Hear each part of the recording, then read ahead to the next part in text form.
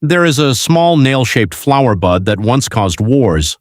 Portuguese fleets crossed uncharted oceans for it. Dutch colonizers massacred entire island populations to control its supply. Arab merchants built dynasties, trading it along the Silk Road. Kingdoms rose and fell over the monopoly of this single botanical specimen. We call it a clove. Today we put it in holiday ham, toss a few into chai tea, and largely forget about it. This article is grounded in the biochemistry of the plant, the physiology of aging, and a genuine effort to translate scientific literature into something practical and honest. Let's start where most people never do, inside the clove itself. Before you can use cloves correctly, you need a basic understanding of what you're working with. A dried clove bud is not just a flavoring agent. It is a dense package of bioactive compounds that interact with the human body in ways that nutritional science is still mapping. Eugenol is the compound most people have heard of, primarily because it's the reason dentists have historically used clove oil for toothache pain. Eugenol makes up between 72% and 90% of cloves' essential oil content. It is a phenylpropanoid, a class of compounds that plants synthesize as part of their defense systems, and which, when consumed by humans in appropriate amounts, interfere with inflammatory pathways, microbial growth, and oxidative stress in remarkably useful ways. The total antioxidant capacity of cloves, measured by the ORAC, Oxygen Radical Absorbance Capacity Scale, is extraordinary. Ground cloves score over 290,000 ORAC units per 100 grams, roughly 30 times higher than blueberries, which are routinely celebrated as an antioxidant superfood. This does not mean you should eat 100 grams of cloves, you absolutely should not, but it does help illustrate the density of protective compounds packed into this small bud. Cloves are potent enough that the difference between a beneficial dose and an irritating one is narrower than most spices. The eugenol that makes cloves therapeutic at small doses becomes a mild toxin in large amounts, causing liver stress, mucous membrane irritation, and in extreme cases, central nervous system effects. The sweet spot for most adults is approximately 1 to 3 whole cloves per day, or 1/4 to 1/2 teaspoon of ground cloves per day. This range is where the beneficial compounds work without the body having to spend significant energy neutralizing the excess. This is not a conversation most clove content has, and it's the foundation upon which everything else in this article rests. To understand why cloves deserve particular attention in the second half of life, you need to understand what is actually happening in the body after 50.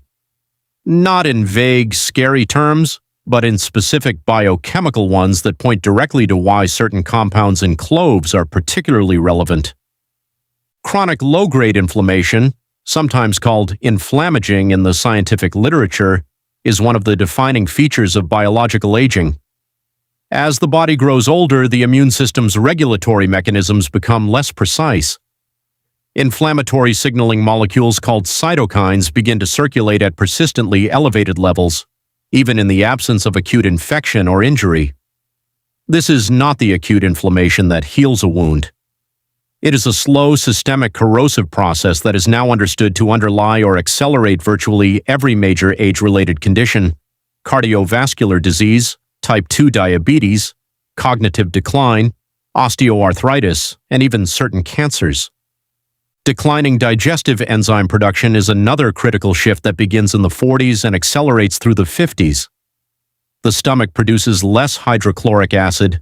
The pancreas secretes fewer digestive enzymes. Bile production can decrease, making fat digestion less efficient. The gut microbiome shifts in composition, often losing diversity and gaining proportionally more inflammatory bacterial species.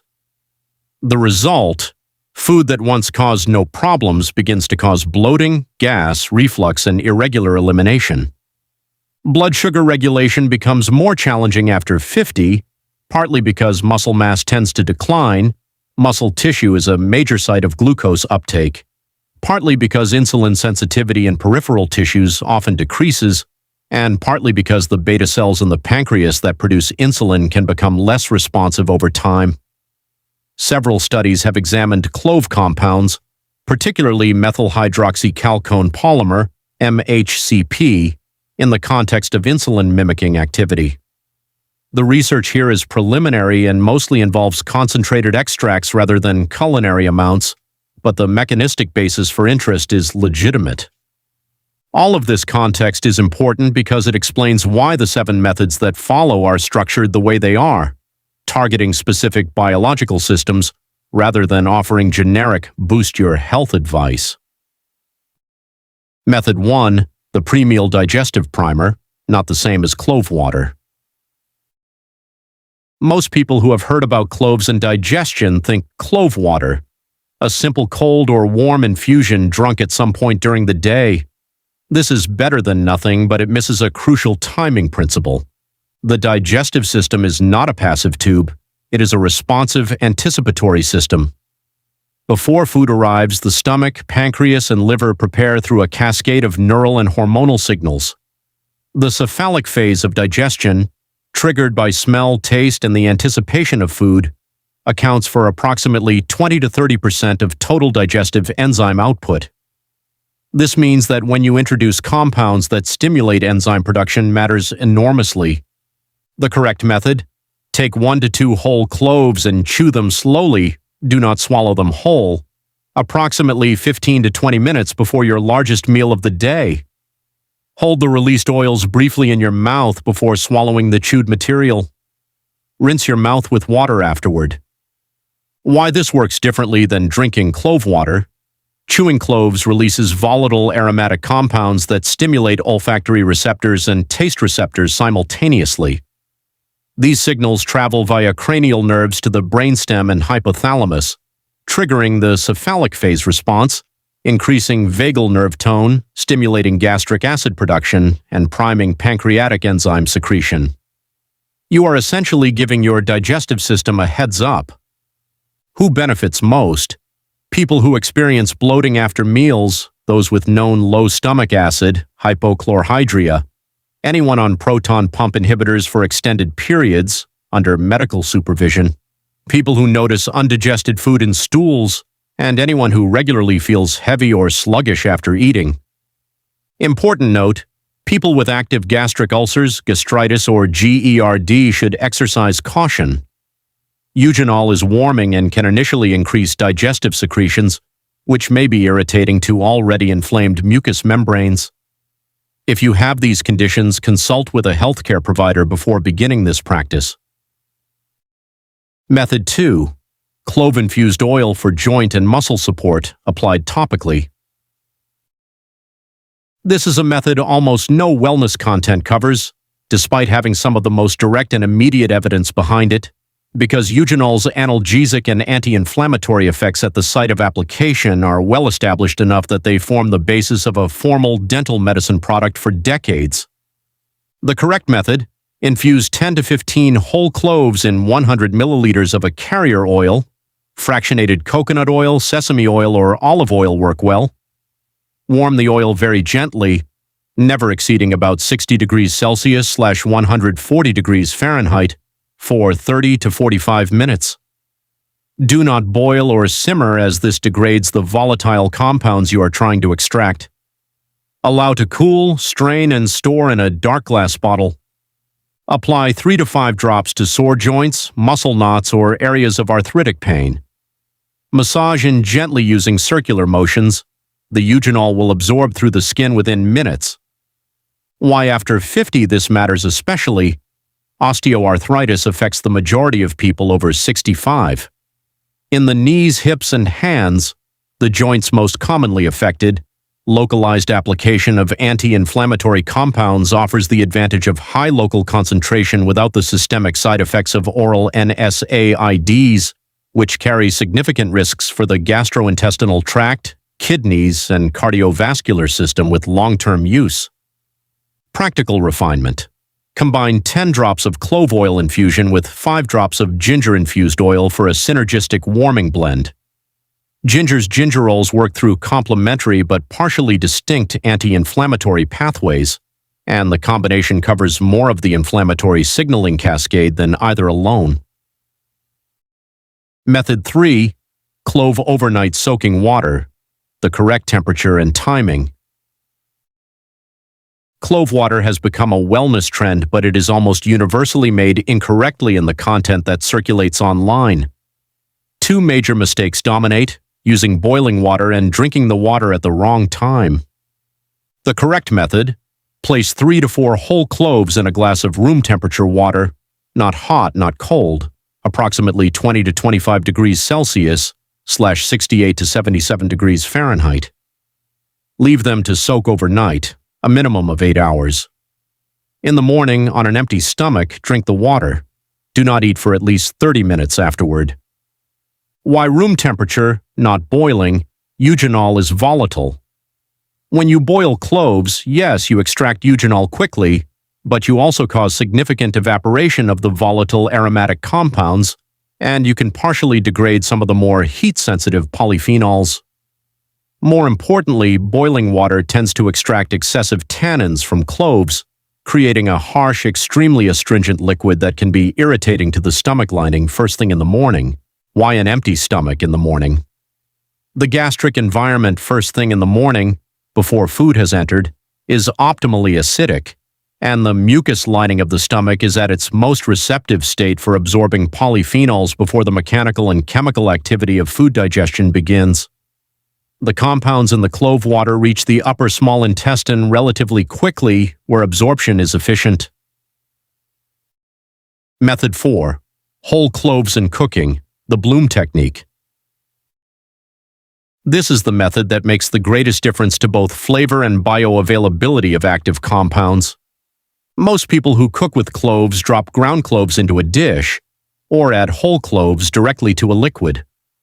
Neither approach maximizes what cloves can offer. The correct method: heat a small amount of fat, ghee, avocado oil, or olive oil to no more than 1 tablespoon in a pan over medium heat. Add your whole cloves or other whole spices and allow them to bloom in the oil for 45 to 60 seconds. You will hear a gentle sizzling and see the cloves begin to slightly puff. Remove from heat and use this infused fat as the base for your dish. The science of blooming. The most pharmacologically active compounds in cloves, eugenol, beta-caryophyllene, and the volatile terpenoids, are lipid-soluble, not water-soluble. When you add cloves directly to a water-based dish, you are extracting primarily the water-soluble fraction and losing much of the lipid-soluble fraction. When you bloom cloves in fat first, you dissolve and extract the fat-soluble compounds into the cooking fat, which then carries them throughout the dish and critically increases their bioavailability in the digestive tract. The brief heat of blooming also partially breaks down the cell walls of the clove bud, releasing compounds that would otherwise require prolonged cooking or chewing to access. Applications. This technique works brilliantly with lentil dishes, vegetable stews, grain pilafs, soups, and braised meats. The resulting flavor is noticeably rounder and more complex than cloves added directly to liquid. For those who dislike cooking with whole cloves, the blooming technique can be applied to a clove-infused ghee that you prepare in bulk and store. Bloom 15 to 20 cloves in 200 grams of ghee, strain, and store. Use this clove ghee on roasted vegetables, stirred into porridge, or spread on toast. The fat acts as a preservative for the extracted compounds, and the resulting ghee has a shelf life of several weeks at room temperature or months refrigerated. Method 5. The Clove-Honey Paste, for oral health and immune support. The relationship between oral health and systemic health is now well established in medical research. Chronic periodontal gum disease is associated with elevated cardiovascular risk, poorer glycemic control in diabetics, and increased levels of circulating inflammatory markers. Cloves have one of the broadest and most well-documented microbial profiles of any culinary spice, with demonstrated activity against the exact bacterial species most relevant to periodontal disease. The correct method: grind 5 to 6 dried cloves into a fine powder using a spice grinder or mortar and pestle. Mix with enough raw, unprocessed honey to form a thick paste. Use a small amount, approximately the size of a pea, as a spot treatment applied to the gum line with a clean fingertip, gently massaged in for 1 to 2 minutes, then allowed to sit for an additional 5 minutes before rinsing. This can be done 3 to 4 times per week. Honey's high sugar content, which might seem counterproductive, is actually an advantage here. The osmotic pressure of concentrated sugar physically dehydrates bacterial cells, and the antimicrobial compounds are delivered in a vehicle that has natural adhesive properties, keeping them in contact with the gum tissue. Why this matters after 50? Immune senescence, the gradual decline in immune system function that accompanies aging, means that the body is less able to mount rapid, robust responses to the chronic low-level infections that drive gum disease. Simultaneously, the microbiome of the oral cavity shifts with age toward greater proportions of potentially pathogenic species. Proactive antimicrobial support at the site of the problem, rather than systemic antibiotics with their collateral damage to the gut microbiome, is a rational strategy. Method 6. Clove inhalation and steam, the respiratory pathway.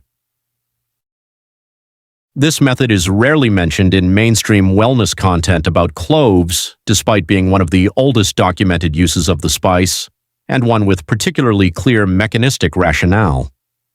The correct method: bring 2 cups of water to a gentle simmer, not a rolling boil, remove from heat, add 4 to 5 whole cloves and optionally half a teaspoon of ground cloves to the hot water. Drape a towel over your head and lean over the pot, keeping your face 10 to 12 inches from the surface, close enough to inhale the steam, far enough to avoid burns. Breathe slowly and deeply through the nose for 5 to 8 minutes. Repeat 2 to 3 times per week or daily during respiratory illness. The science: the respiratory epithelium, the mucous membrane lining the sinuses, nasal passages, bronchi, and lungs, is continuously exposed to airborne pathogens, allergens, pollutants, and inflammatory triggers. In older adults, the mucociliary escalator, the coordinated beating of hair-like cilia that sweep mucus and trap particles out of the airways, slows significantly, and the immune surveillance capacity of the respiratory epithelium declines. A critical safety note: do not add clove essential oil to steam inhalation. The concentration of eugenol in essential oil is many times higher than in whole cloves steeped in water, and inhaling concentrated eugenol vapor can cause irritation to the airways rather than soothing them. Whole cloves in water produce a safe, appropriately dilute vapor. Additional benefit: the steam itself, regardless of its herbal content, is therapeutic for the nasal mucous membranes, which tend to dry out significantly in older adults, particularly those who breathe through their mouths at night or who live in dry climates. Adequate moisture in the nasal passages supports the function of the mucociliary escalator and maintains the antimicrobial integrity of nasal secretions. Before we finish, I want to ask you something. If this kind of science-based, no-nonsense health content is what you've been looking for, you're going to find it here. So right now, before you forget, hit subscribe and hit the bell icon. Make sure you don't miss what's coming next. Method 7. Clove and Fermented Foods, the gut microbiome strategy. This is the most sophisticated of the 7 methods, and it represents an approach that is completely absent from conventional wellness content about cloves. It is also, for people over 50 dealing with gut dysbiosis, potentially the most transformative. The goal is to introduce cloves into a fermented food matrix, where the polyphenols become more bioavailable through the activity of fermenting bacteria, and where they can directly interface with the gut microbiome across a longer transit time than a single drink allows. Why transformation matters. Raw clove polyphenols are not particularly well absorbed in the upper gastrointestinal tract. A significant fraction reaches the colon intact, where gut bacteria metabolize them into smaller phenolic acids, particularly 3-hydroxyphenyl propionic acid and caffeic acid derivatives, that are better absorbed and have demonstrated anti-inflammatory activity at the colonic epithelium. Fermentation essentially pre-transforms some of these compounds, accelerating and enhancing this process. Practical timeline: gut microbiome shifts are not immediate. Consistent daily intake of clove-fermented foods for 4 to 6 weeks is the minimum time frame within which measurable changes in stool microbiome composition have been observed in dietary intervention studies using similar approaches. Patience is essential, and consistency matters more than any individual dose. Cloves are not meant to work in isolation. Several other spices and foods enhance their activity through genuinely different mechanisms, and combining them creates broader coverage than cloves alone. Cloves plus black pepper. Practical application: add both ground cloves and black pepper to the blooming fat, or include black pepper in the overnight soak water alongside cloves. Cloves plus ginger. Cloves plus turmeric. Wellness content that avoids discussing limitations is not serving you well. Cloves are remarkable, but they are not a substitute for medical care, and there are specific situations where their use requires particular caution. Cloves and pregnancy. High doses of cloves have uterine-stimulating properties in animal models. Culinary use is generally considered safe during pregnancy, but concentrated preparations, clove water, large amounts of ground cloves, clove oil, are best avoided without medical guidance. Cloves in children. Children have lower body mass, and liver metabolism is different in early childhood.